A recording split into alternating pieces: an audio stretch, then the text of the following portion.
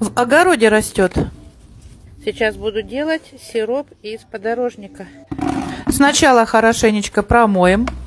Корни грязные, промывать буду несколько раз, пока вода не станет чисто прозрачной.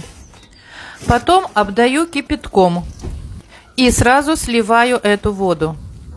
Подготовила мясорубку, закладываю листья и делаю сочный жмых. Марля в 2-3 слоя.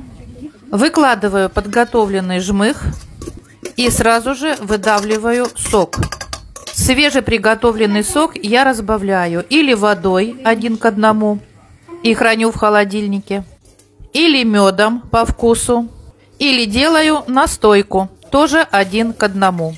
Консультируйтесь.